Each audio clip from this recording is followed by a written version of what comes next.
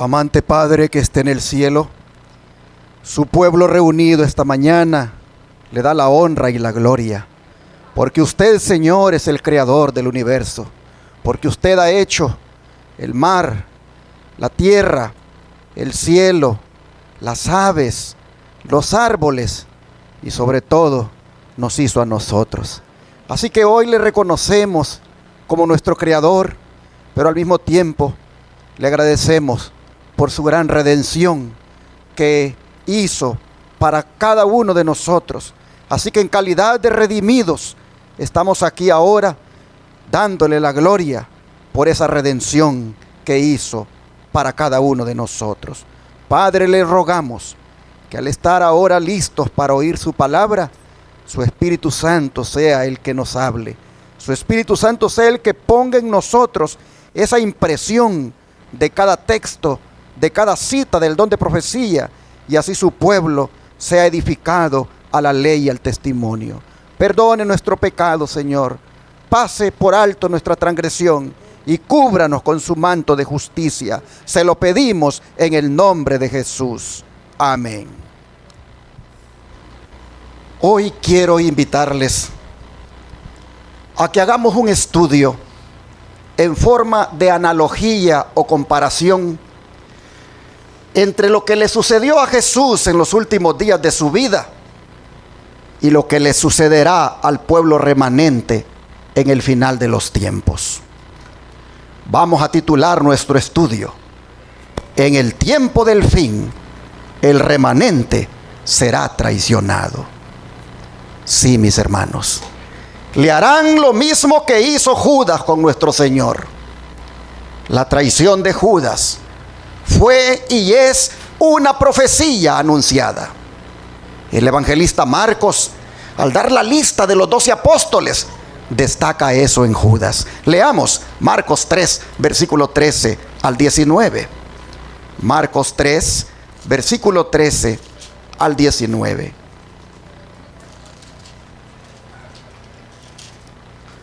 Dice la Escritura, Marcos 3, capítulo 3, versículo 13 al 19. Después subió al monte y llamó así a los que él quiso, y vinieron a él. Y estableció a 12 para que estuvieran con él y para enviarlos a predicar, y que tuvieran autoridad para sanar enfermedades y para echar fuera demonios. A Simón, a quien puso por sobrenombre Pedro, a Jacobo, hijo de Zebedeo, y a Juan, hermano de Jacobo, a quienes apellidó Boanerges, esto es, hijo del trueno, a Andrés, Felipe, Bartolomé, Mateo, Tomás, Jacobo, hijo de Alfeo, Tadeo, Simón el cananista, y Judas Iscariote, el que le entregó. Y vinieron a casa. Si ustedes se fijan, sobre Judas hay una nota. Y la nota es el que le entregó.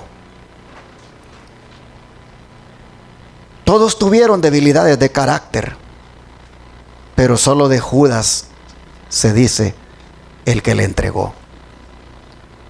¿Por qué le entregó? Porque era codicioso. Veamos un ejemplo de ello. Juan capítulo 12. Juan capítulo 12, versículo 3 al 6.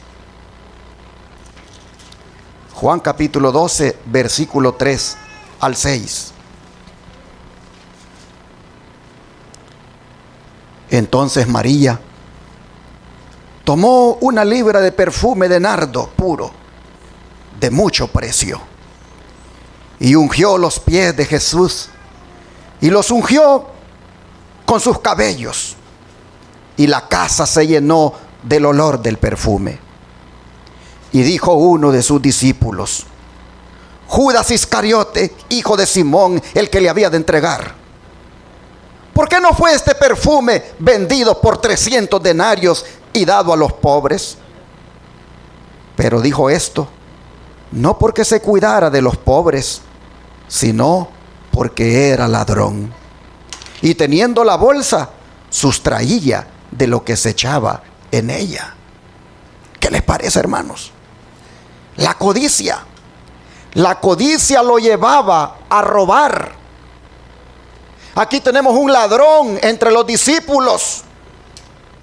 Judas no consideraba que Jesús valiera 300 denarios. Pensaba que el perfume debía haber sido vendido y el dinero dado a los pobres. Pero esto era pura hipocresía. No le preocupaban más los pobres que el Señor, pues estaba a punto de venderlo. Y no por 300 denarios, sino por una décima parte de esa cantidad. Vean Mateo capítulo 26, 14 al 16. Mateo 26, versículo 14 al 16.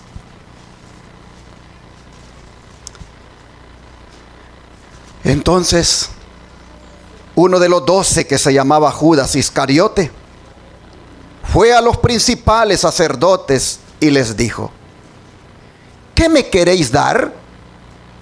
Y yo os lo entregaré. Y ellos le asignaron 30 piezas de plata. Y desde entonces buscaba oportunidad para entregarle. ¿Qué les parece, mis hermanos? No fueron los sacerdotes los que se fueron a él para hacerle la propuesta.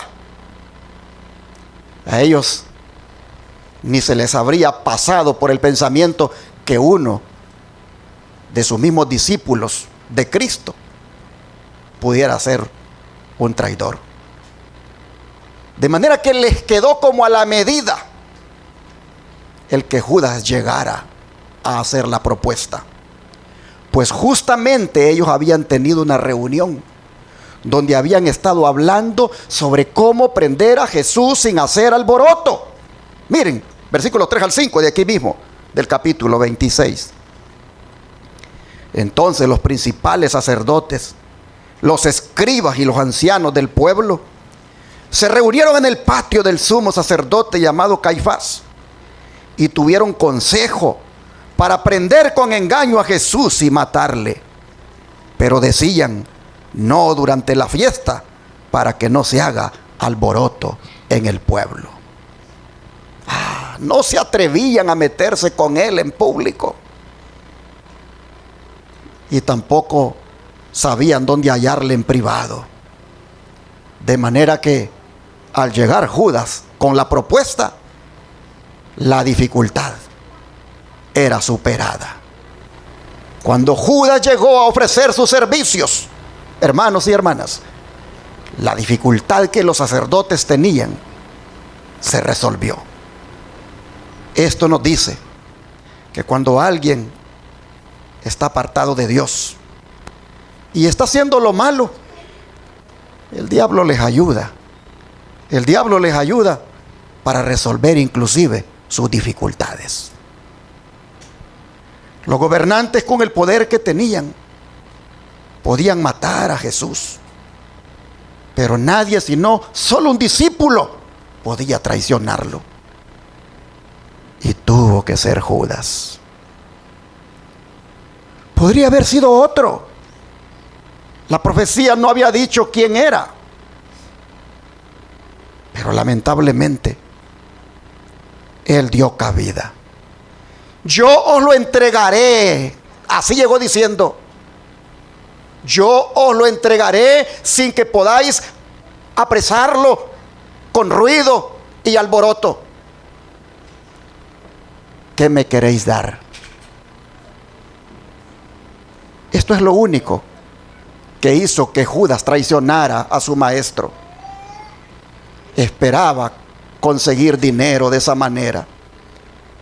El amor al dinero y no otra cosa hizo de Judas un traidor. ¿Qué me queréis dar?, dijo. ¿Y qué es lo que quería? No era pan para comer, ni ropa para ponerse, ni cosas indispensables, ni comodidades. No. El avaro Judas no se contentaba con otra cosa que arrastrarse vilmente hasta los sacerdotes para decir: ¿qué me queréis dar? No es, hermanos y hermanas, la falta de dinero, sino el amor al dinero, la raíz de todo mal. Y eso era lo que Judas tenía bien arraigado en su corazón. Ahora viene el convenio. Los principales sacerdotes le asignan 30 piezas de plata. Eso es lo que vale ese tu maestro. Así lo evaluamos, así lo valoramos. Pero según la ley, hermanos, 30 piezas de plata era el precio de un esclavo. Así lo dice Éxodo. Vamos a Éxodo para comprobarlo. Éxodo 21, versículo 32. Éxodo 21, versículo 32.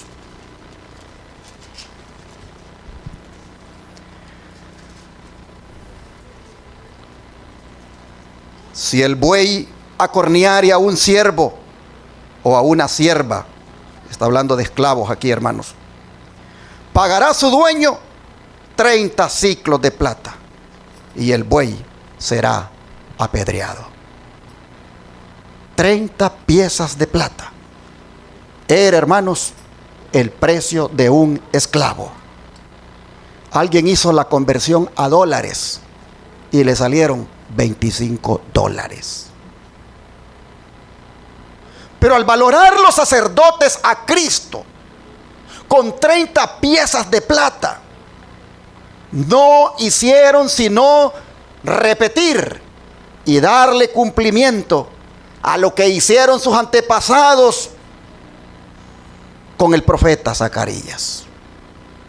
Veamos ese incidente. Zacarías capítulo 11, versículo 4 al 13. Zacarías 11, versículos 4 al 13.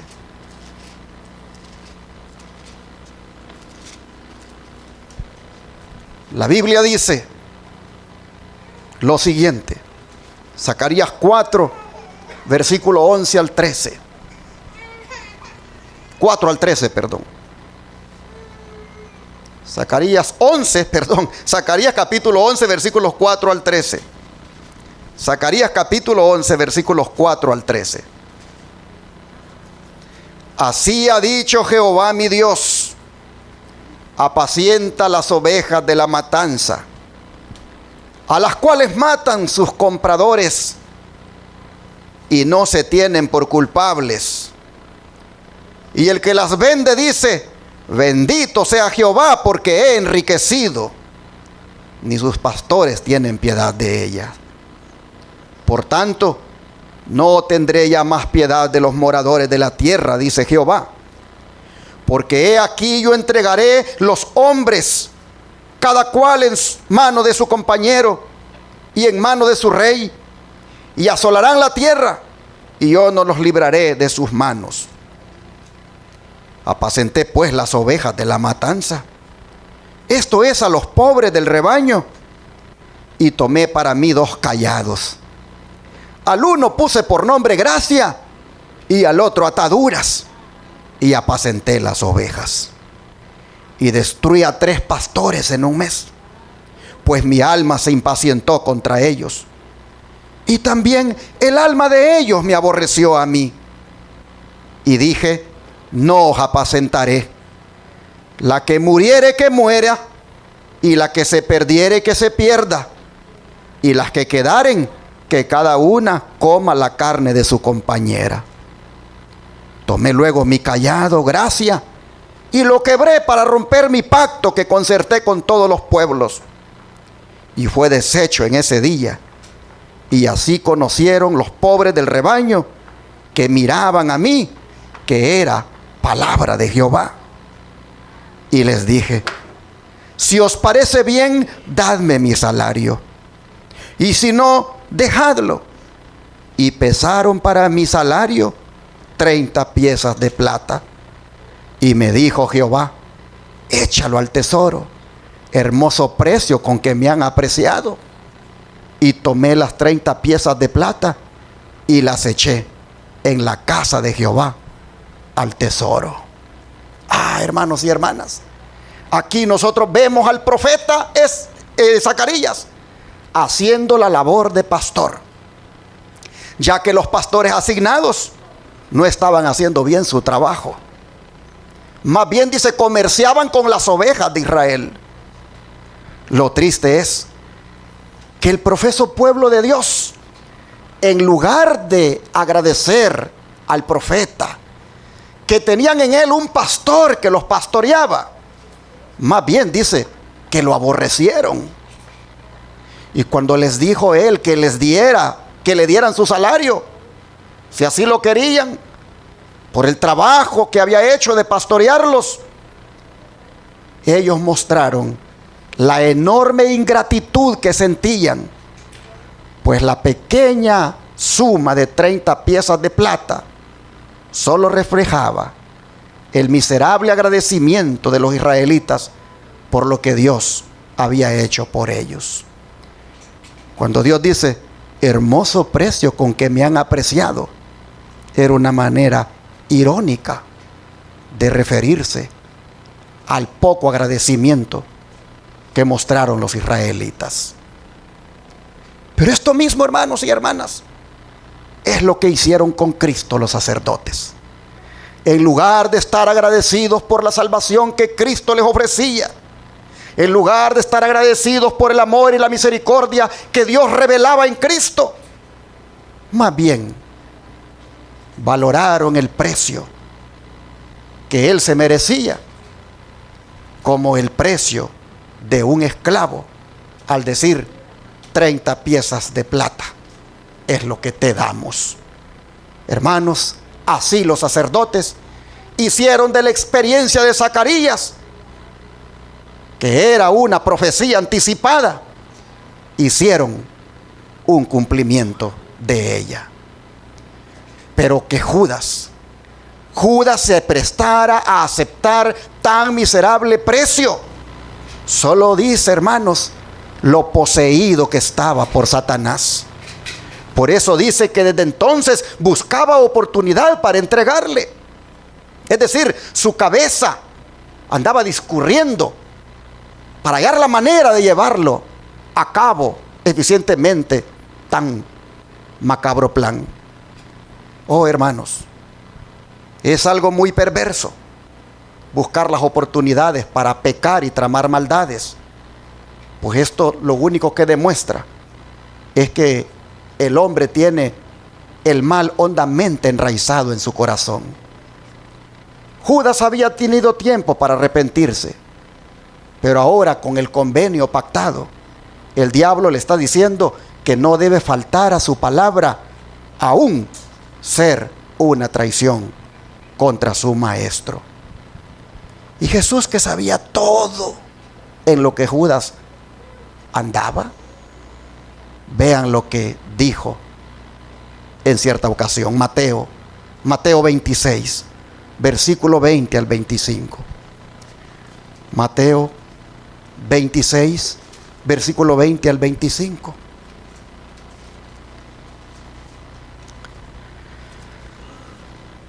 Cuando llegó la noche, se sentó a la mesa con los 12. Y mientras comían dijo: de cierto os digo que uno de vosotros me va a entregar. Y entristecidos en gran manera, comenzó cada uno de ellos a decirle: ¿soy yo, Señor? Entonces él respondiendo dijo: el que mete la mano conmigo en el plato, ese me va a entregar. A la verdad, el Hijo del Hombre va según está escrito de él. Mas ay de aquel hombre por quien el Hijo del Hombre es entregado. Bueno le fuera a ese hombre no haber nacido. Entonces, respondiendo Judas, el que le entregaba, dijo: ¿soy yo, maestro?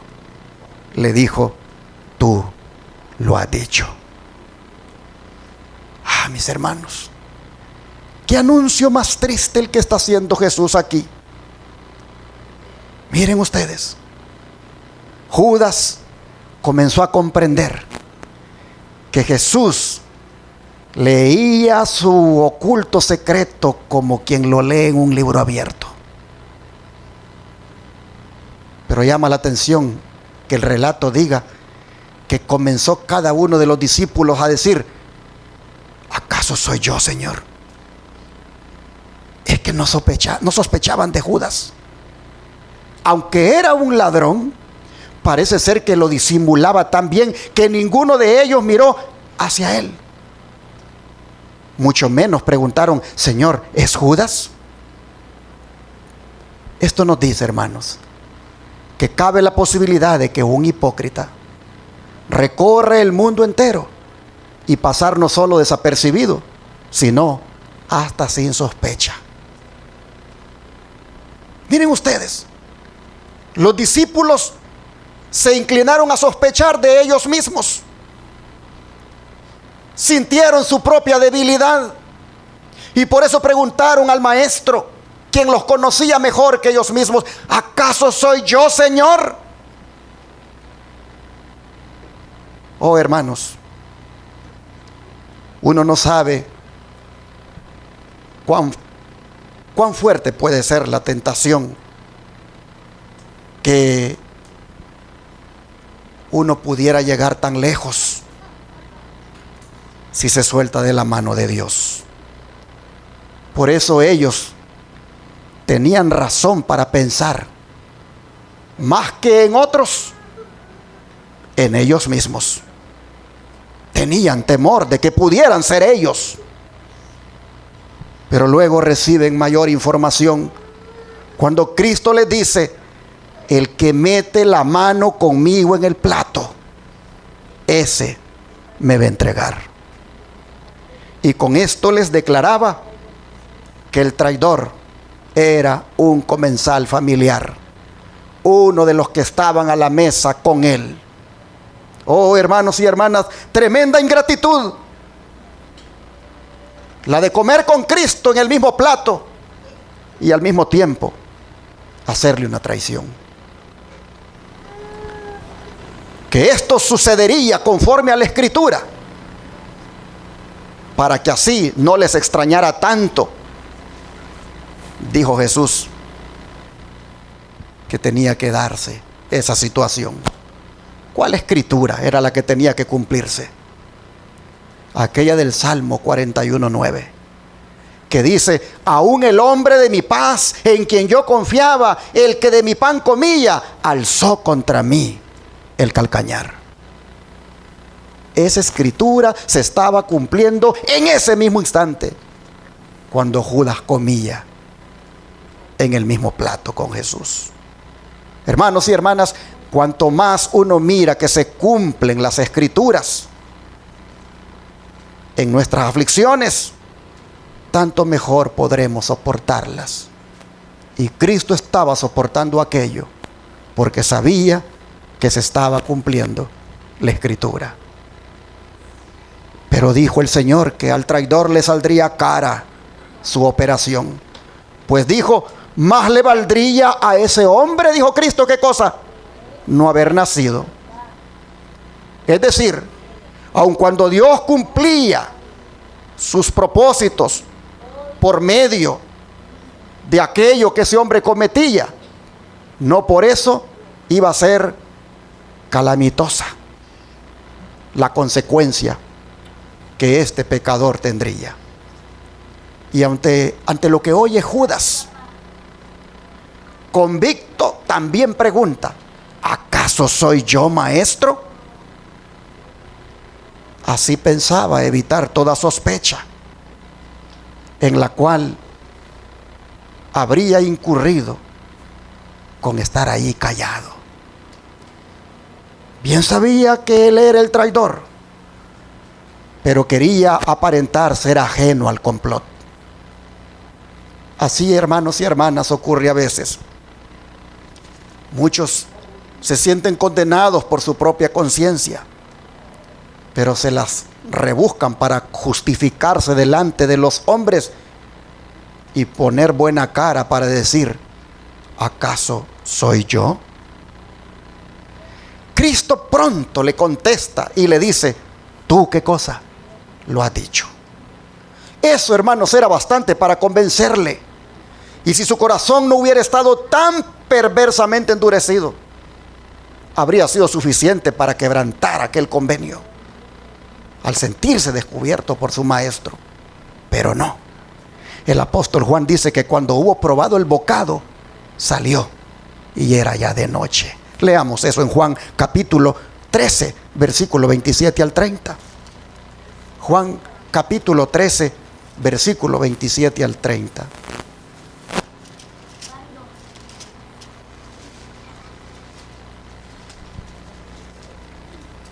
Juan 13, versículo 27 al 30. Y después del bocado, Satanás entró en él. Entonces Jesús le dijo, lo que vas a hacer, hazlo más pronto. Pero ninguno de los que estaban a la mesa entendió por qué le dijo esto. Porque algunos pensaban, puesto que Judas tenía la bolsa, que Jesús le decía, compra lo que necesitamos para la fiesta, o que le diese algo a los pobres. Cuando él pues hubo tomado el bocado, luego salió y era ya de noche. Hermanos y hermanas, cuando Juan escribió estas palabras, no hay duda de que pudo recordar la escena. Judas abriendo la puerta, marchando de la luz hacia la noche. Es que siempre es noche cuando un hombre se aparta de Cristo para seguir sus propios propósitos. Pero no deja de ser sorprendente la declaración. Y después del bocado, Satanás entró en él. Porque esto nos dice, hermanos, que el diablo en persona tomó posesión de Judas. Entró en él para hacer que quedaran establecidos firmemente en su corazón, ahora sí, el odio y el desprecio que estaba sintiendo hacia Cristo, como también su avidez por tener en sus manos el salario de su iniquidad y la resolución de obtenerlo a toda costa. Y si nos preguntamos, ¿por qué entró el diablo en él precisamente después del bocado? Quizás fue porque Satanás se percató de que eso era la señal convenida para descubrirle. Y era necesario que se decidiera llevar a cabo sus planes con la mayor determinación. Así, hermanos, Judas no apreció las bondades de Cristo. Y en lugar de mejorar su vida, la empeoró. Así también somos nosotros a veces.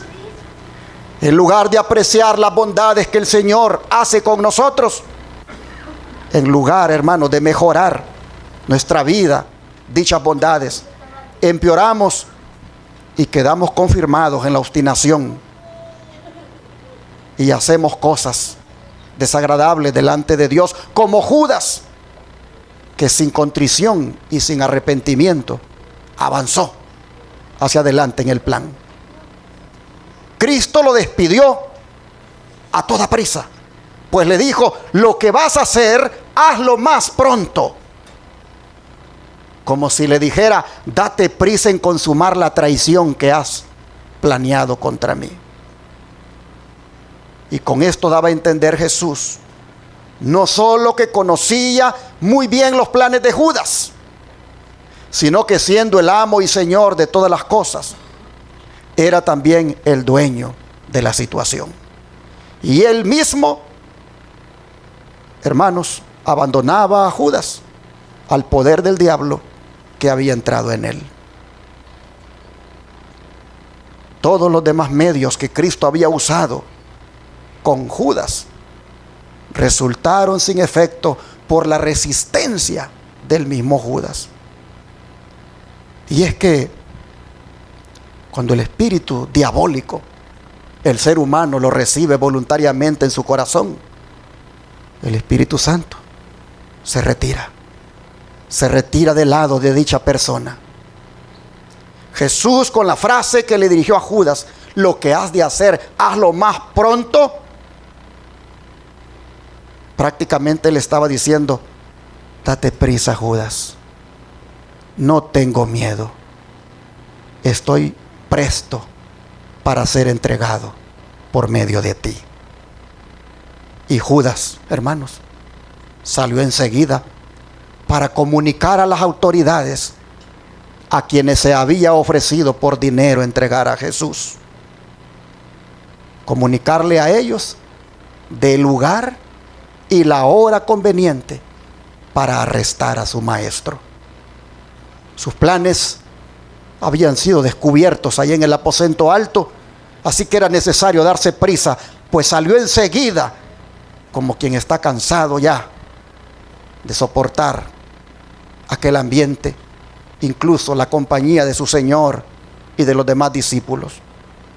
Jesús no tuvo que tomarle la mano y sacarlo a la calle, no, él se fue de muy buena gana a proseguir con su plan. Satanás había entrado en él y por lo tanto le daba prisa a que realizara sus planes. Pero quiero volver a destacar esto, de que cuando salió Judas, dice que ya era, ¿qué cosa? De noche. Hermanos y hermanas, era de noche allá afuera, pero también ya era de noche en el corazón de Judas. Porque los que obran el mal, dice la Biblia, son hijos de la noche, son hijos de las tinieblas. Así que a Judas no le importaron ni la oscuridad, ni el frío, ni la noche.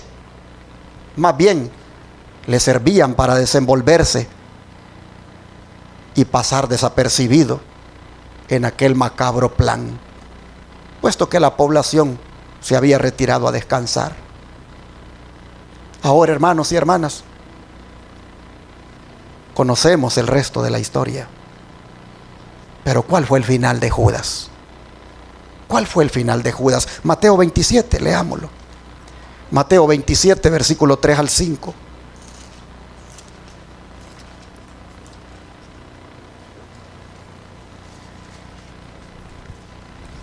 Entonces Judas, el que le había entregado, viendo que era condenado, devolvió arrepentido las 30 piezas de plata a los principales sacerdotes y a los ancianos, diciendo: yo he pecado entregando sangre inocente. Mas ellos dijeron: ¿qué nos importa a nosotros? Allá tú. Y arrojando las piezas de plata en el templo, salió. ¿Y qué cosa hizo, hermanos? Se ahorcó. Dice que devolvió arrepentido las 30 piezas de plata. ¿Era ese un arrepentimiento sincero, hermanos? Era más un remordimiento. Era un lamento por las consecuencias que traería el haber hecho tan grande maldad. Más que sentir dolor por el pecado que había cometido, sentía lo mismo que sintió Esaú cuando vendió su primogenitura. Oh, hermanos, pero miren el liderazgo de la iglesia. El liderazgo de la iglesia de los días de Judas, cómo actuaba cuando el pecador buscó consuelo en ellos. Lo que recibió fue una fría respuesta. ¿Qué dijeron ellos? ¿Qué nos importa a nosotros? Allá tú. Cuando los líderes, hermanos, cuando los líderes espirituales podían hablar a su gente de esa manera, nos dice que las cosas andaban muy mal en la iglesia. Pero Judas es el típico hombre que no quiso aprovechar las oportunidades que el Señor le dio para ser salvo. Y esto es una advertencia para todos nosotros. Para usted que está aquí sentado de este lado, allá atrás, en medio y enfrente. Para usted que está sentado aquí enfrente, en medio y atrás, lo de Judas es una advertencia. También lo es para mí. Oh, hermanos, si la historia ha quedado registrada, es para que nosotros reflexionemos sobre el cuidado, el peligro que debemos tener. Mire cómo lo dice el don de profecía. La historia de Judas presenta el triste fin de una vida que podría haber sido honrada de Dios. Si Judas hubiera muerto antes de su último viaje a Jerusalén, habría sido considerado como un hombre digno de un lugar entre los 12, y su desaparición habría sido hasta muy sentida, a no ser por los atributos revelados al final de su historia. El aborrecimiento que le ha seguido a través de los siglos no habría existido. Pero su carácter fue desenmascarado al mundo con un propósito. Había de servir, ¿de qué cosa, hermanos? De advertencia a todos los que como él hubiesen de traicionar cometidos sagrados. Deseado toda la gente, página 663, y las citas que voy a leer a continuación vienen de allí. Pero quiero llamar su atención a ese habría que está subrayado. Miren ustedes, está subrayado allí: hubiese, habría y no habría. Y antes dice podría. Hermanos y hermanas, todos nosotros aquí hemos tenido un habría hasta ahora. Todos nosotros aquí hemos tenido un podría. Cada uno de nosotros ha tenido un hubiese. Porque todos, como Judas, Dios nos ha dado suficiente gracia y suficiente poder para que nuestra vida sea transformada. Y a esta altura ya hubiera sido transformada. Ya podría haber sido transformada. Pero lamentablemente, el podría, el hubiera y el habría no ha tomado lugar. Porque al igual que Judas, hermanos y hermanas, no nos hemos entregado completamente al Señor. Pero hay esperanza para nosotros. ¿Por qué? Porque estamos vivos. Judas murió, y el podría, el hubiese y el habría ya no fueron posibles para él, porque la oportunidad de hacer esos habría, podría y hubiese realidad se acabó cuando murió. Pero ustedes y yo estamos vivos. Y por lo tanto, aunque el hubiera, el podría, el hubiese no se ha dado, hermanos, todavía tenemos la oportunidad de cambiar eso. Todavía el habría, el hubiese y el podría puede tomar lugar, porque por la gracia de Dios todavía estamos vivos. Solo es asunto de que uno de verdad se consagre a Jesús, se entregue completamente a Él y se rinda sin reservas. Oh, pero puse en amarillo ahí esa parte que dice que había de servir de advertencia a todos los que como él hubieran de traicionar cometidos sagrados. ¿Qué es un cometido sagrado? ¿Cuál es el sinónimo de esa palabrita cometido? ¿Es comisión? ¿Es encargo? ¿Es misión? ¿Es tarea? Y es trabajo. Habrá, hermano, hermana, alguna comisión, algún encargo, alguna misión, alguna tarea, algún trabajo que el Señor nos ha asignado y que eso es un cometido sagrado. Pregunto, El hecho de ser cristianos, ¿no es eso un sagrado cometido? Claro. El hecho de ser madre de familia, ¿no es eso un sagrado cometido? El hecho de ser padre de familia, ¿no es eso un sagrado cometido?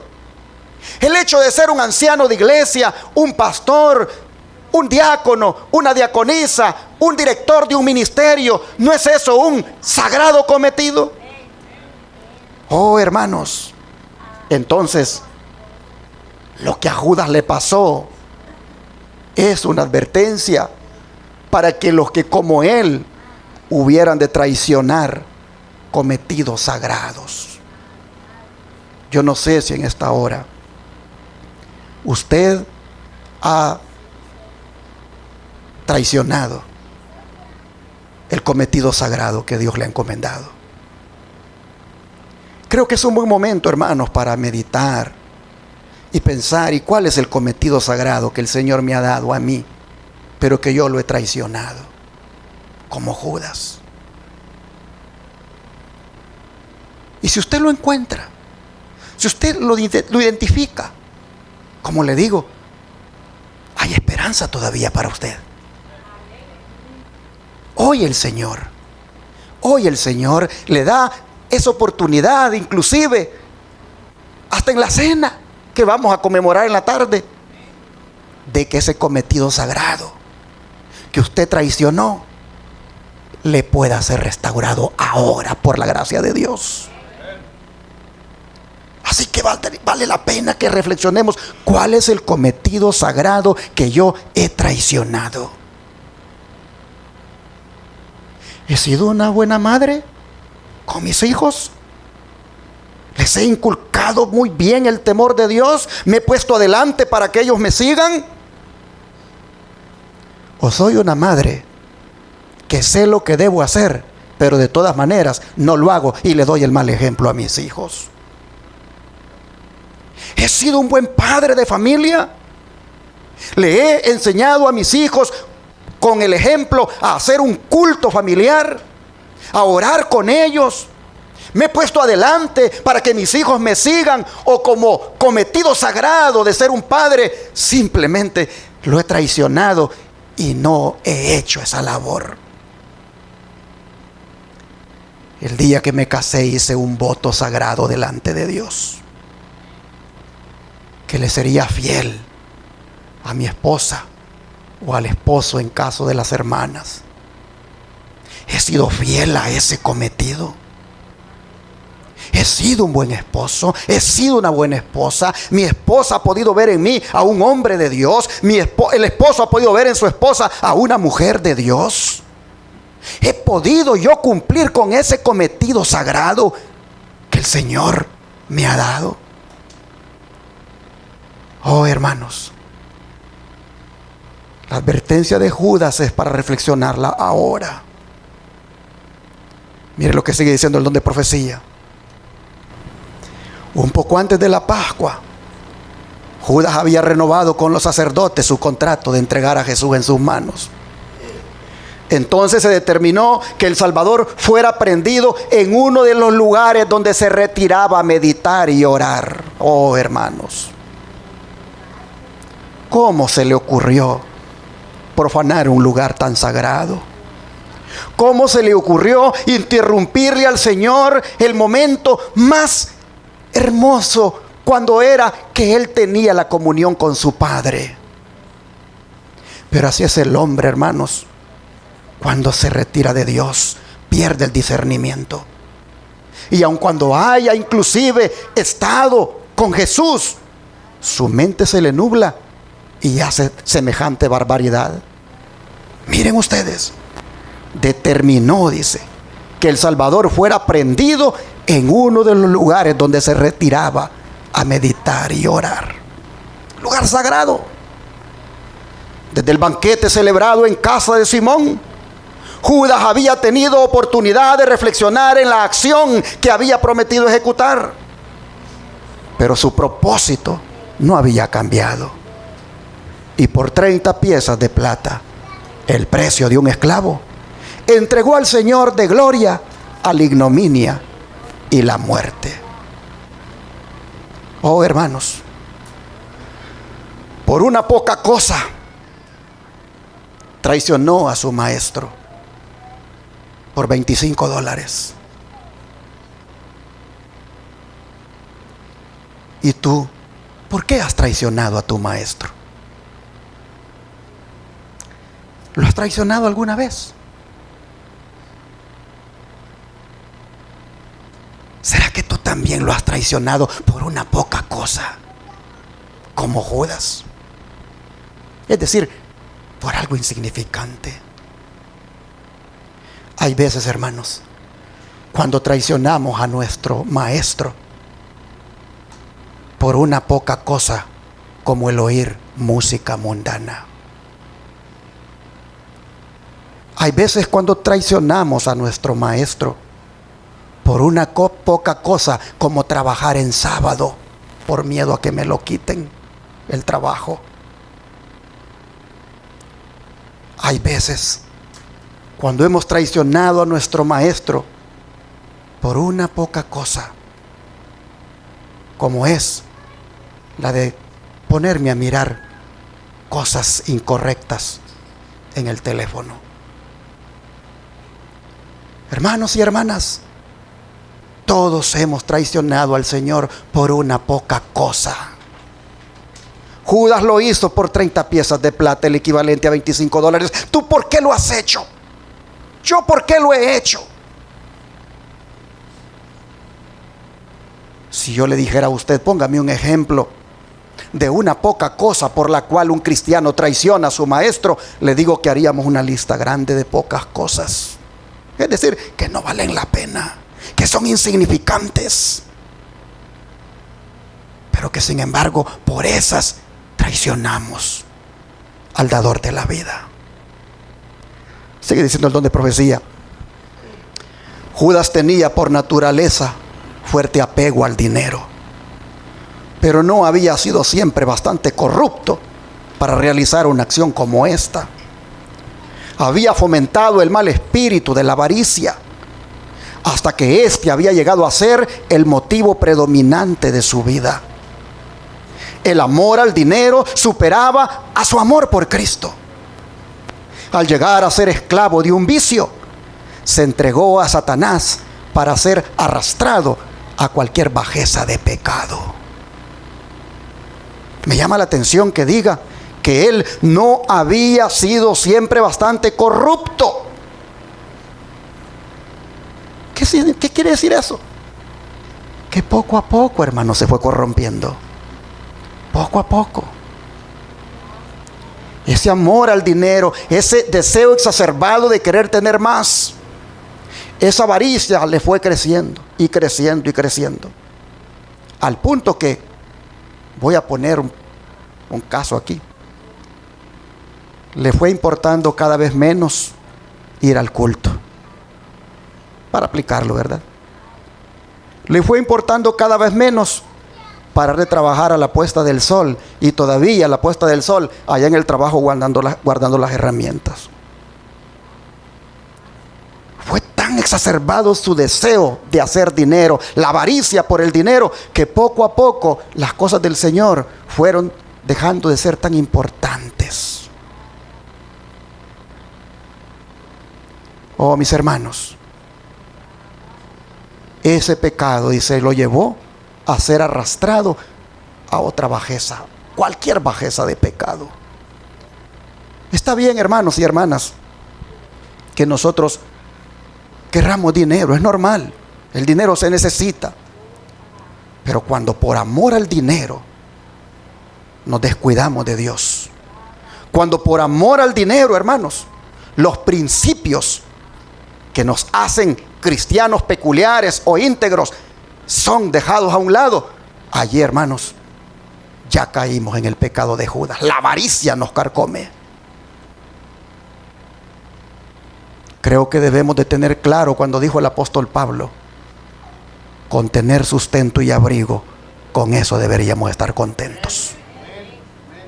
Porque hay veces cuando el deseo de querer tener más y más nos alejan del Señor. Sigue diciendo, Judas se había unido a los discípulos cuando las multitudes seguían a Cristo.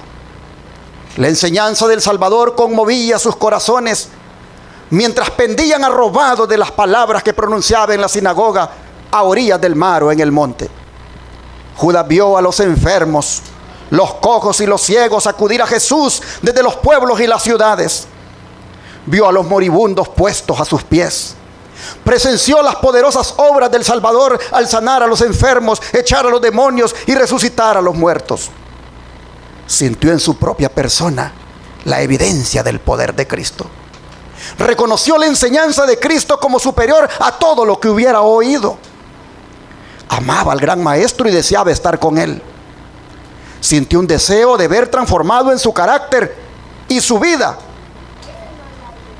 Sintió un deseo de ser transformado en su carácter y su vida y esperó obtenerlo relacionándose con Jesús. Así comenzó. El Salvador, dice, no rechazó a Judas. Le dio un lugar entre los 12. Le confió la obra de un evangelista. Le dotó de poder para sanar a los enfermos y echar a los demonios. Miren qué privilegio, hermanos. Pero Judas no llegó al punto de entregarse plenamente a Cristo. No renunció a su ambición mundanal o a su amor al dinero. Aunque aceptó el puesto de ministro de Cristo, no se dejó modelar por la acción divina. Creyó que podía conservar su propio juicio y sus opiniones y cultivó una disposición a criticar y acusar. Hermanos, me llamó la atención esta partecita, que el Señor le dotó de poder para sanar a los enfermos y echar a los demonios, pero que Judas no llegó al punto de entregarse plenamente a Cristo. ¿Cuántos privilegios tuvo Judas?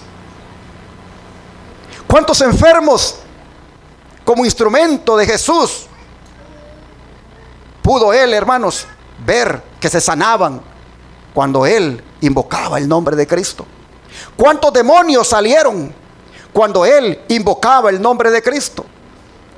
Privilegio tras privilegio tuvo Judas. Pero lamentablemente, dice, no llegó al punto de entregarse plenamente a Cristo. Hermano, hermana, ¿cuántos privilegios el Señor nos ha dado a nosotros? ¿Cuántos? Nos ha dado el privilegio, hermanos, de ser salvos por su gracia. Nos ha dado el privilegio de ser revestidos con su manto de justicia.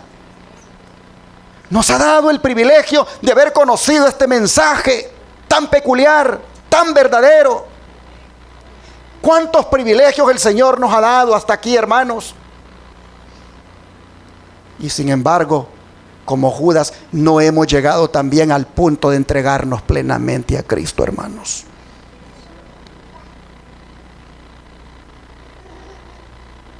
Entre más privilegios uno tiene, más le es demandado. Sigue diciendo el don de profecía: Judas era tenido en alta estima por los discípulos y ejercía gran influencia sobre ellos. Tenía alta opinión de sus propias cualidades y consideraba a sus hermanos muy inferiores a él en juicio y capacidad. Ellos no veían sus oportunidades, pensaba él, ni aprovechaban las circunstancias, decía él. La iglesia no prosperaría nunca con hombres tan cortos de vista como directores, decía Judas. Pedro es impetuoso, obra sin consideración. Juan, que atesoraba las verdades que caían de los labios de Cristo, era considerado por Judas como mal financista. Mateo, cuya preparación le había enseñado a ser exacto en todas las cosas, era muy meticuloso en cuanto a la honradez y estaba siempre contemplando las palabras de Cristo y se absorbía tanto en ellas que, según pensaba Judas, nunca se le podría confiar la transacción de asuntos que requirieran previsión y agudeza. Y así pasaba Judas revista a todos los discípulos y se lisonjeaba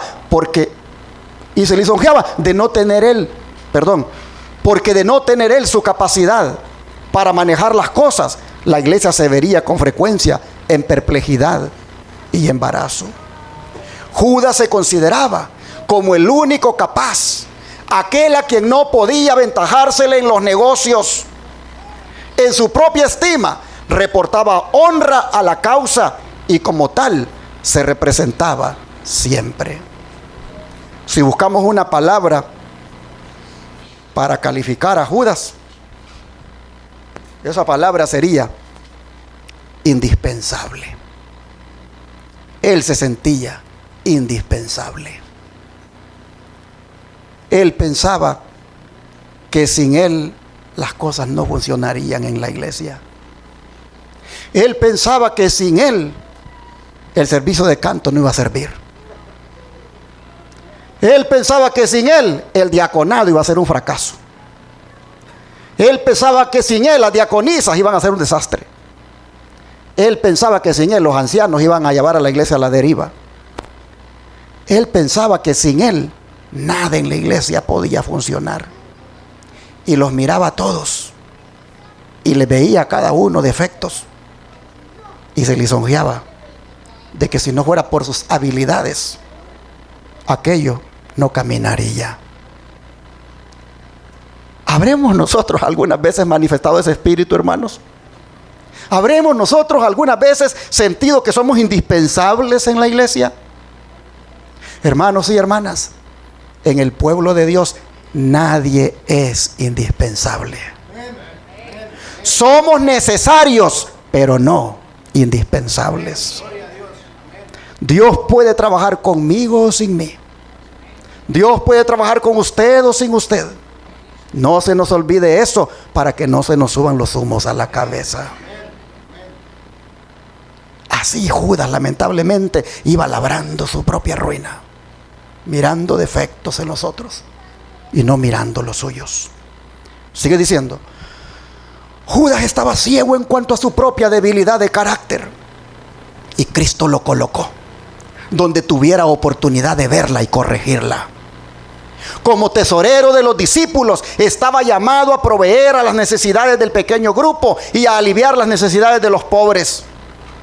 Mientras servía a otros, Judas podría haber desarrollado un espíritu desinteresado. Pero aunque escuchaba diariamente las lecciones de Cristo y presenciaba su vida de abnegación, Judas alimentaba su disposición avara. Las pequeñas sumas que llegaban a sus manos eran una continua tentación. Con frecuencia, cuando hacía un pequeño servicio para Cristo o dedicaba tiempo a propósitos religiosos, ¿qué hacía? Se cobraba de ese escaso fondo. Y aquí voy a tener que decir algo de lo que me pasó un día. La gente no le cree a uno lo que dice, pero hay un Dios en los cielos que sabe que uno dice la verdad. Yo siempre he dicho, aquí en este ministerio los recursos no alcanzan, desde el punto de vista humano no alcanzan. Esta iglesia no puede pagar los 12,500 que vale el canal de televisión cada mes. Esta iglesia lo más que logra conseguir cada mes son 8,000 para ese canal. La iglesia de Dallas no puede pagar tampoco los 13,500 que le cuesta el otro canal. Ni mucho menos los canales de San Antonio y Austin. Yo siempre lo he dicho. Y un día un hermano me dijo, pastor,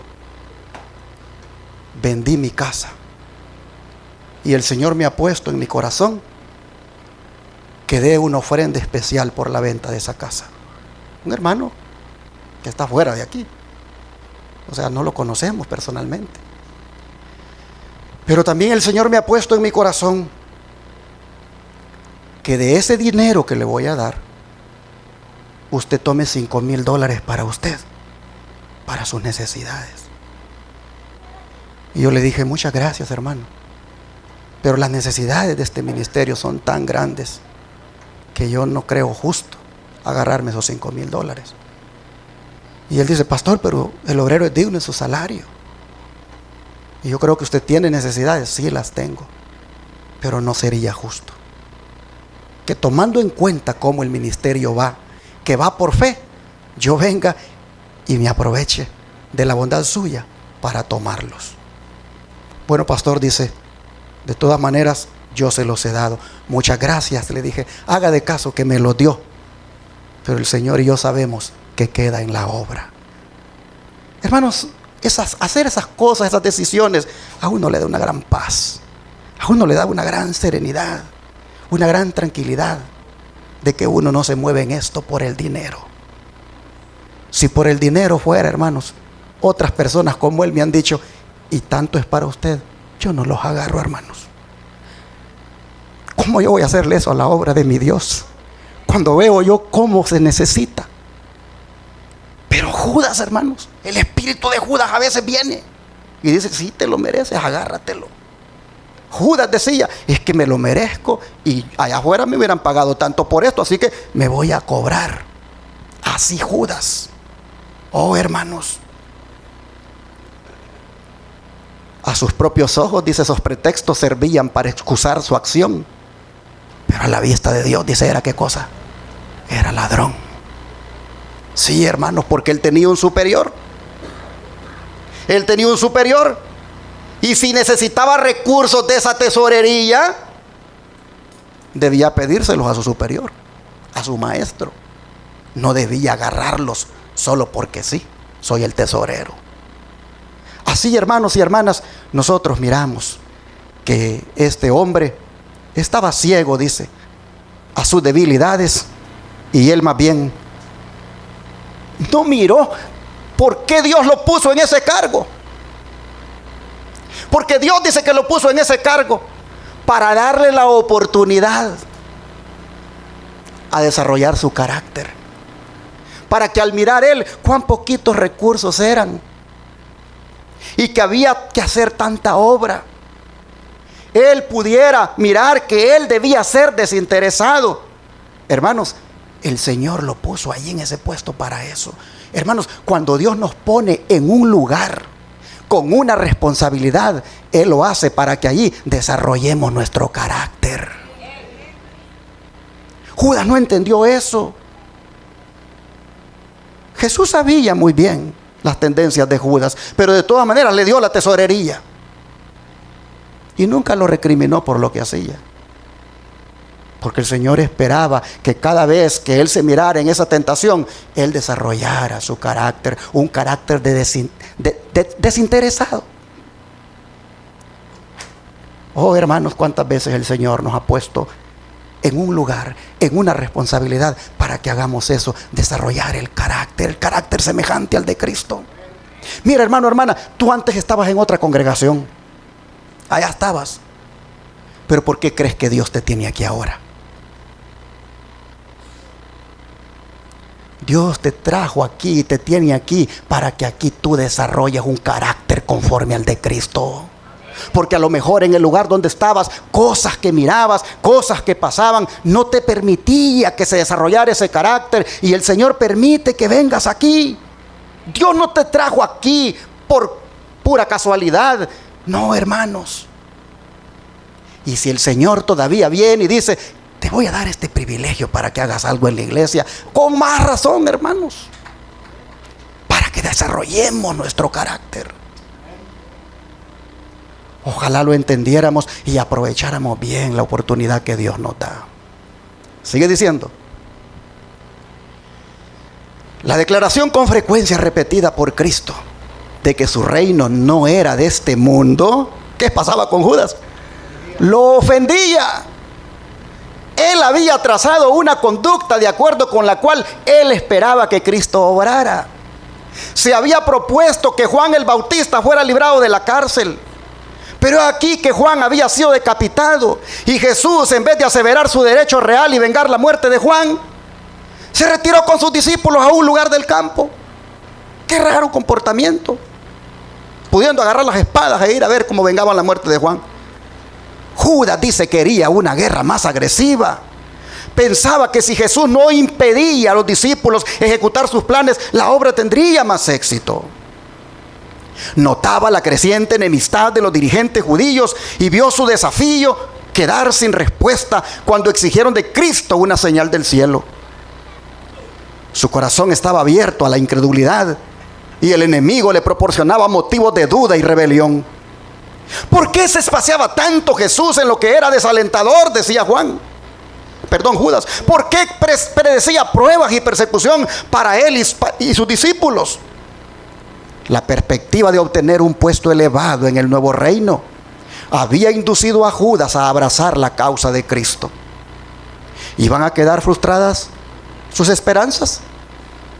Judas no había llegado a la conclusión de que Jesús no fuera el Hijo de Dios, pero dudaba y procuraba hallar alguna explicación de sus poderosas obras. Así, lamentablemente, hermanos, describe el don de profecía las falsas expectativas que se formó de Cristo este apóstol, las dudas que dejó que llenaran su corazón. Pero miren lo que sigue diciendo: pero Judas no estaba completamente empedernido. Aún después de haberse comprometido 2 veces a traicionar al Salvador, tuvo oportunidad de ¿qué cosa? De arrepentirse. En ocasión de la cena de Pascua, Jesús demostró su divinidad revelando el propósito del traidor. Incluyó tiernamente a Judas en el servicio hecho a los discípulos, pero no fue oída su última súplica de amor. Entonces el caso de Judas fue decidido y los pies que Jesús había lavado salieron para consumar la traición. Judas razonó que si Jesús había de ser crucificado, el hecho acontecería de todos modos. Su propio acto de entregar al Salvador no cambiaría el resultado. Si Jesús no debía morir, lo único que haría sería obligarle a librarse. En todo caso, Judas ganaría algo por su traición. Calculaba que había hecho un buen negocio traicionando a su Señor. Miren ustedes, hizo un negocio con esa horrible decisión de traicionar a su Señor. Pero me llama la atención, voy para atrás para leer esta partecita,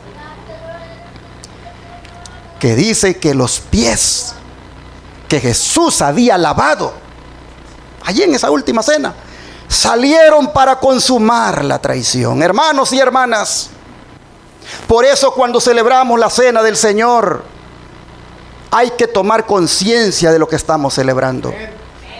Cuando nos lavamos los pies, hermanos, hay que hacer ahí un compromiso serio de que el Señor nos lave de toda contaminación de carne y de espíritu, como dijo Pablo. Hay que, cuando nos lavamos los pies, hacer ahí un voto, un compromiso de que el Señor nos ayude y que cooperaremos con Él para que esos pies se mantengan siempre lavados. Qué triste que se diga que Judas lavó los pies, dice, inmediatamente Jesús se los lavó y salieron para consumar la traición. ¿Cuántos hay que se lavan los pies y en la noche salen del templo para ir todavía a consumar su traición en las pocas cosas, en las 30 piezas de plata, en lo que no significa nada? Van para ir a consumar su traición. Se lavaron los pies y luego en la noche ya están esos pies otra vez contaminándose con el pecado. Bueno es que veamos, hermanos, esto que Judas hizo como malo para que nosotros no lo hagamos. Y que efectivamente cuando nos lavemos los pies, nuestros pies salgan para ir a honrar a nuestro Señor. Sigue diciendo: Judas se echó entonces a los pies de Jesús, reconociéndole como Hijo de Dios y suplicándole que se librara, cuando él ya miró que lo tenían capturado. El Salvador, dice, no reprochó a su traidor. Sabía que Judas no se arrepentía, que su confesión fue arrancada a su alma culpable por un terrible sentimiento de condenación en espera del juicio, pero no sentía un profundo y desgarrador pesar por haber entregado al inmaculado Hijo de Dios y negado al Santo de Israel. Sin embargo, Jesús no pronunció una sola palabra de condenación. Miró compasivamente a Judas y dijo: para esta hora he venido al mundo. Porque él le rogaba que se soltara. Ahora sentía ese cargo de conciencia de lo que había hecho. Ahora deseaba que él ejerciera su poder y se deshiciera de los soldados. Jesús le dijo: para esta hora he venido al mundo. Pero hermanos, me llama la atención, voy para atrás, que diga de que el Señor no reprochó a su traidor. Sabía que no se arrepentía, que su confesión fue arrancada de su alma a su alma culpable, pero aún así dice que no le reprochó. ¿Qué nos enseña esto, hermanos? Que nosotros tampoco deberíamos de reprochar a ni un pecador por sus pecados. Nosotros también deberíamos de ser compasivos como el Señor. El Señor, hermanos, a nosotros nos ha tenido mucha compasión. Y cuando alguien peca, cuando alguien comete un error, nosotros también deberíamos de ser compasivos con él o con ella, así como Cristo lo ha sido con nosotros. Jesús no reprochó a su traidor. Y hay veces cuando nosotros somos prestos para decir palabras como, bueno, eso le pasa por andar mal con Dios. Ya estamos dando el reproche. Bueno, es que si usted hubiera hecho aquí, no le hubiera pasado esto, pero como hizo... Hermanos, ¿cuántas veces somos prestos para reprochar al pecador? Jesús no reprochó a su traidor, hermanos. Aprendamos de eso. Dice, un murmullo de sorpresa corrió por toda la asamblea. Con asombro presenciaron todos la longanimidad de Cristo hacia su traidor. ¿Qué es longanimidad? Bondad, hermano, misericordia. Y otra vez sintieron la convicción de que ese hombre era más que mortal, o sea, Cristo. Pero si era el Hijo de Dios, se preguntaban, ¿por qué no se libra de sus ataduras y triunfa sobre sus acusadores? Entonces Judas vio que sus súplicas eran vanas y salió corriendo de la sala exclamando, demasiado tarde, demasiado tarde.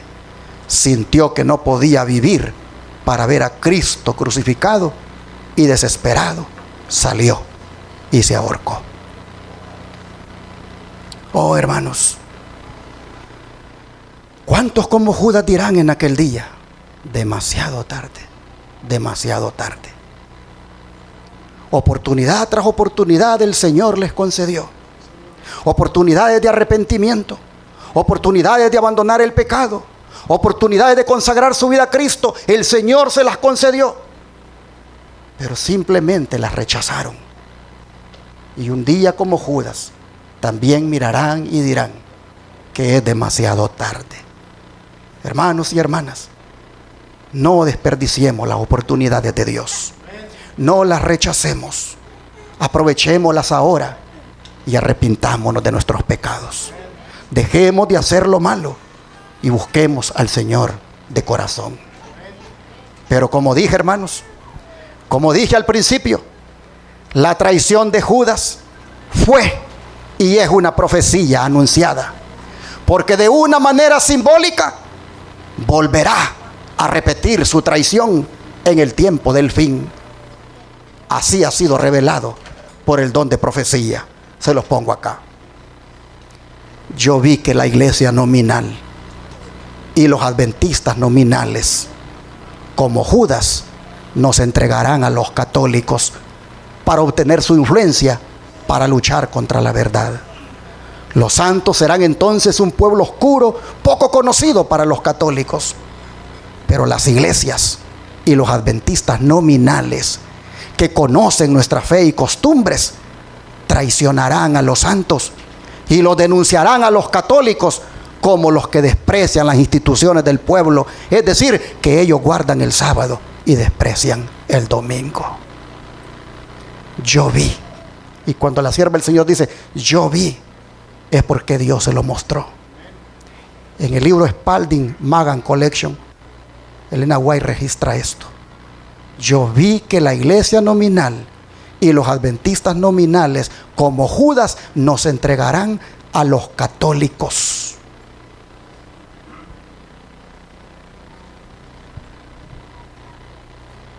¿Quién es un adventista nominal?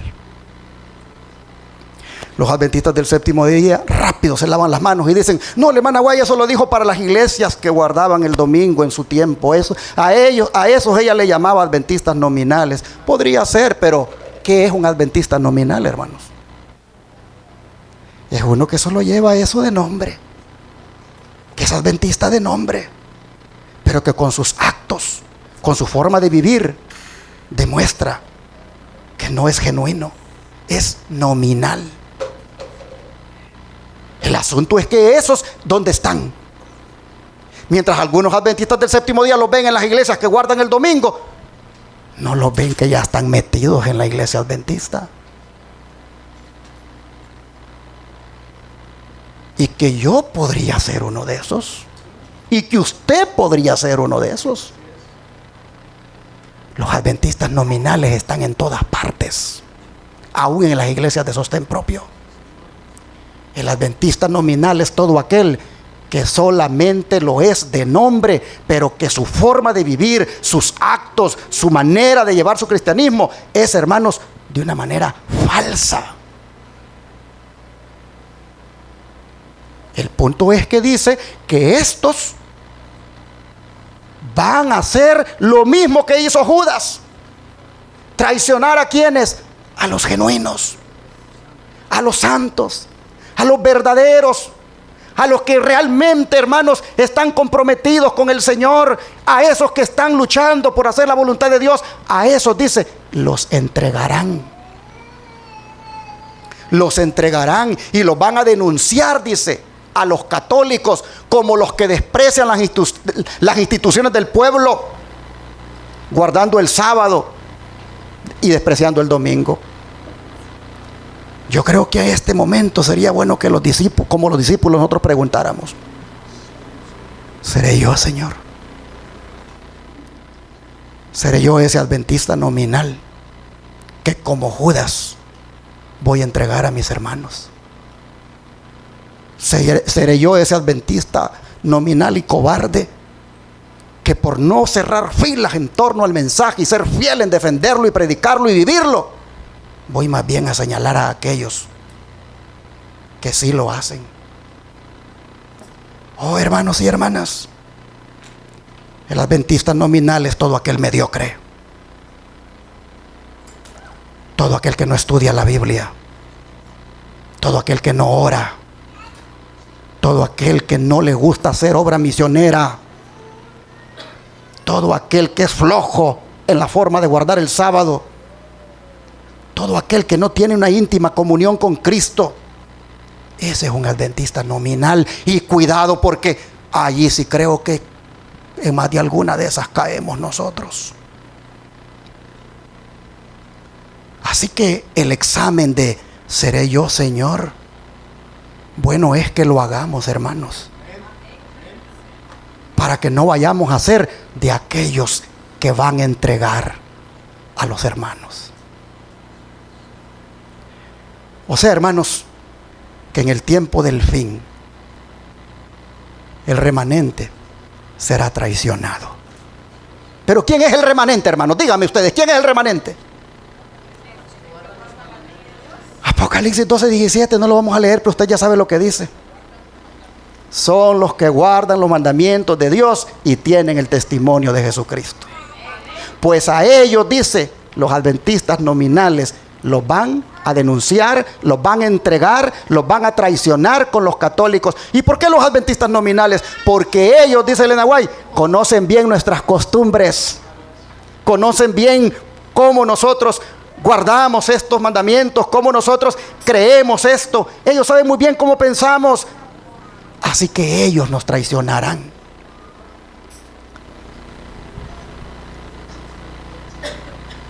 Y en ellos el diablo nos va a hacer la guerra. Porque dice que Satanás se llenó de ira, primero contra la iglesia, aquella que existía allá durante los 1260 días, pero que después, dice, se fue a hacer guerra ¿contra quién? Contra el resto. Hermanos, no es todo el cristianismo el remanente, sino lo que queda de él. Es decir, los que guardan los mandamientos de Dios y tienen el testimonio de Jesucristo, que es el espíritu de profecía. El remanente final no será toda la iglesia cristiana, sino lo que quede de ella, siendo fiel en guardar los mandamientos de Dios. El dragón o Satanás, que es lo mismo, no le hará la guerra a toda la iglesia cristiana en el tiempo del fin, sino solo al residuo, al remanente. ¿Por qué? Porque está guardando los mandamientos de la ley de Dios tal como han sido revelados, entre los cuales está el cuarto mandamiento, que habla de guardar el sábado y no el domingo. Los mandamientos de Dios, hermanos, estarán en pugna en esa lucha entre el dragón y la iglesia remanente. Yo les pregunto, ¿nos identificamos desde ya con ese remanente, hermanos? Entonces hay que prepararnos para la guerra. Hay que prepararnos para la guerra. Porque mire cómo dice el don de profecía, cómo la describe dicha guerra. Comentario bíblico adventista, tomo 7, pero no el de los teólogos, sino el de hermana White, página 985. Los que aman a Dios, dice, y guardan sus mandamientos, son los más detestables para la sinagoga de Satanás. Y los poderes del mal manifestarán su odio hacia ellos hasta lo máximo posible. Las fuerzas de las tinieblas se unirán con los seres humanos que se han entregado bajo el dominio de Satanás. Y serán revividas las mismas escenas que se vieron durante el juicio, el rechazo y la crucifixión de Cristo. Noten, serán revividas las mismas escenas que se vieron durante el juicio, el rechazo y la crucifixión de Cristo. Es decir, la negación, la traición de la cual Cristo fue objeto, se va a volver a ver en el pueblo de Dios. Los hombres, dice, serán transformados en demonios al entregarse a las influencias satánicas. Y los que fueron creados a la imagen de Dios, que fueron hechos para honrar y glorificar a su Creador, se convertirán en habitación de dragones. Y Satanás verá en una raza apóstata su obra maestra de mal, hombres que reflejen la imagen del diablo. Río Ángel 14:4, 1896. Así que el dragón, hermano, símbolo de Satanás, usará hombres transformados en demonios para hacerle la guerra al remanente. Sigue diciendo, durante las escenas finales del gran día de expiación, la iglesia remanente será puesta en grave prueba y angustia. Satanás considera a los habitantes del mundo súbditos suyos. Ha obtenido el dominio de muchos cristianos profesos. Pero ahí está ese pequeño grupo que resiste su supremacía. Si pudiera borrarlo de la tierra, su triunfo sería completo. Así como influyó en las naciones paganas para que destruyeran a Israel, pronto incitará a las potestades malignas de la tierra a destruir al pueblo de Dios. Se requerirá de los hombres que rindan obediencia a los edictos humanos en violación de la ley divina. Los que sean fieles a Dios y al deber serán amenazados, denunciados y proscritos, traicionados por padres, hermanos y parientes y amigos. Su única esperanza se cifrará en la misericordia de Dios. Su única defensa será la oración. Maranata, el Señor viene, página 219. Hermanos, yo creo que me falta poco para terminar el sermón. Y déjenme terminarlo, porque es bueno que la palabra de Dios sea dada tal como el Señor la preparó. Lucas 21, para que vean cómo se va a cumplir lo que dice la hermana Guayaquil. Lucas 21, 16 al 19. Lucas 21, 16 al 19.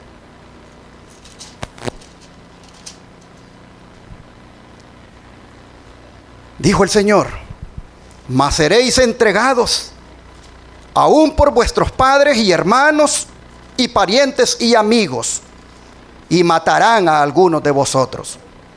Y seréis aborrecidos de todos por causa de mi nombre, pero ni un cabello de vuestra cabeza perecerá. Con vuestra paciencia ganaréis, ¿qué cosa, hermanos?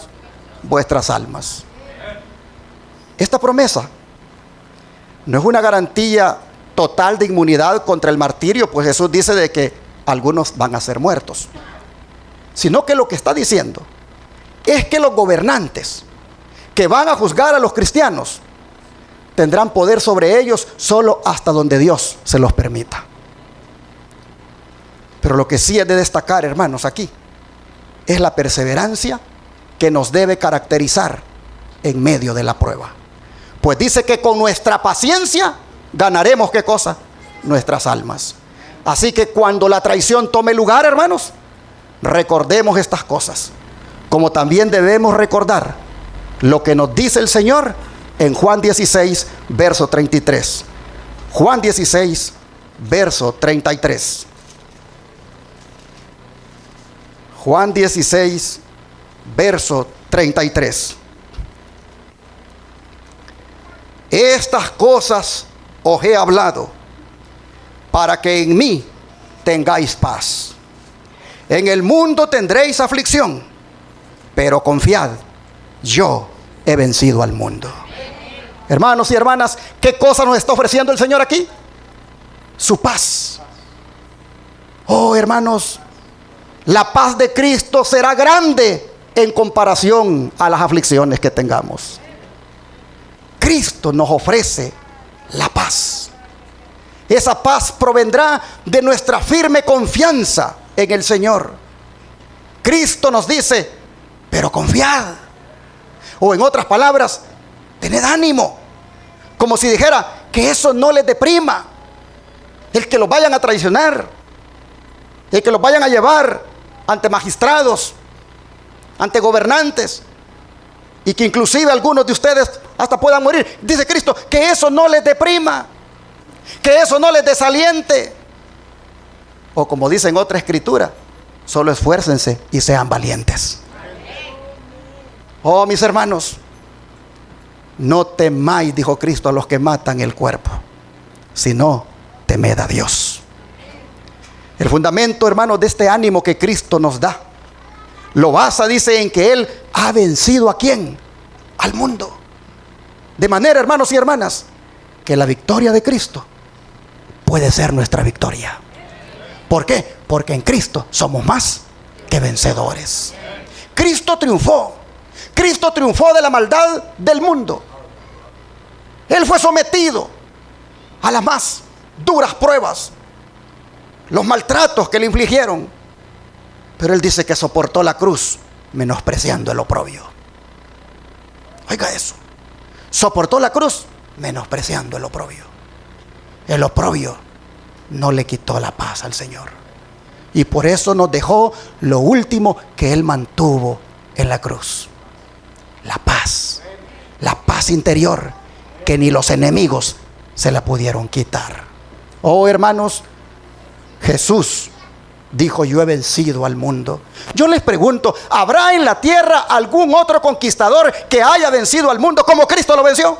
No, no hay. Cristo es nuestro gran conquistador. Él venció. Y si Cristo ha vencido al mundo, y eso lo tenemos siempre en nuestra vista, entonces, hermanos, al mundo y al diablo nosotros los debemos de considerar como enemigos vencidos ya. Cristo derrotó completamente al diablo y al mundo.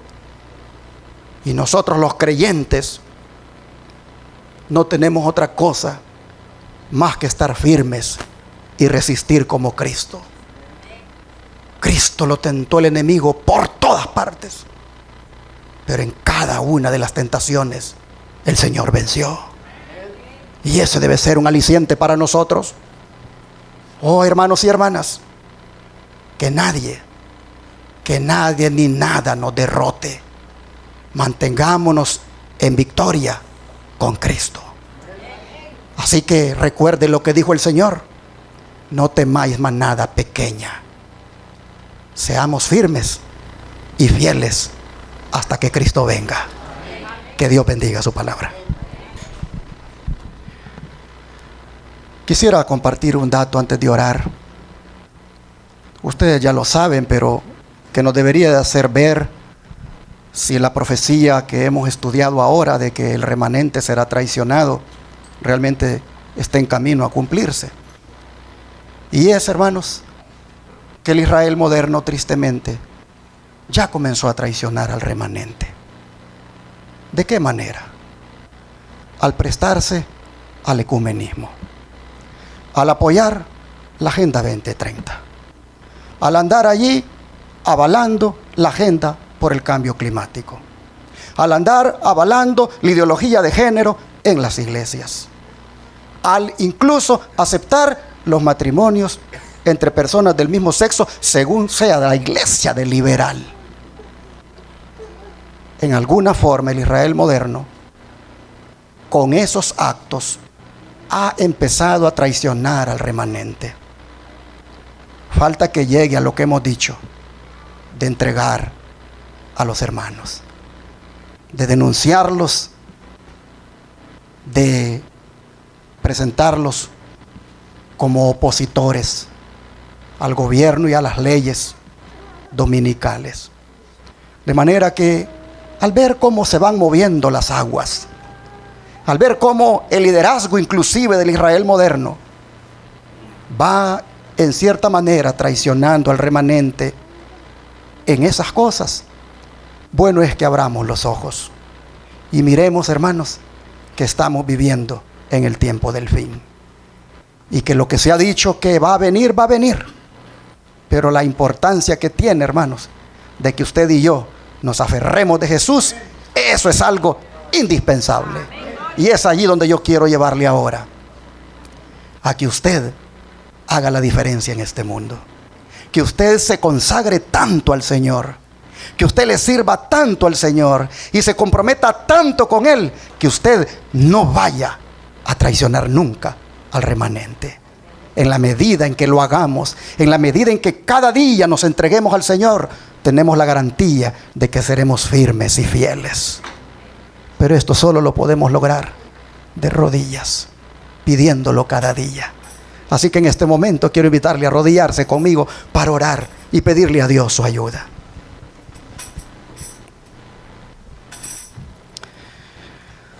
Amante Padre que esté en el cielo, al ponernos usted en perspectiva lo que ha de acontecer al final de los tiempos con su pueblo remanente, y al identificarnos nosotros con dicho pueblo y ver cómo Judas aparecerá en la persona de aquellos que nos traicionarán, oh Señor, estamos en este momento pidiéndole que no vayamos a ser nosotros nunca traidores de su pueblo. Que nos ayude, Señor, a amarle tanto y servirle, que nunca vayamos a traicionar a ningún hijo de su pueblo. Le rogamos, Padre, que nuestra adhesión a usted, a su justicia, a su santidad, a su verdad, sea tan profunda y sea tan permanente, que nos garantice que en ese tiempo nosotros quedemos dentro de los fieles, dentro de ese remanente que a toda costa sigue guardando sus mandamientos y tiene el testimonio de Jesucristo. Ayúdenos, Señor. Ayúdenos a no claudicar. Ayúdenos a no transigir con el pecado. Ayúdenos, Señor, a no violar los principios. Ayúdenos a mantenernos sin avaricia, sin codicia, sin esa actitud de crítica y de juzgamiento como la que Judas tuvo. Ayúdenos, Señor, a despojarnos de todo eso y a vivir de una manera que a usted le agrade. En sus manos nos encomendamos y le pedimos nos dé victoria sobre el pecado, nos dé victoria sobre todas las cosas que llevaron a Judas al fracaso. Que nos ayude, Señor, a nunca traicionarle más en nuestra vida.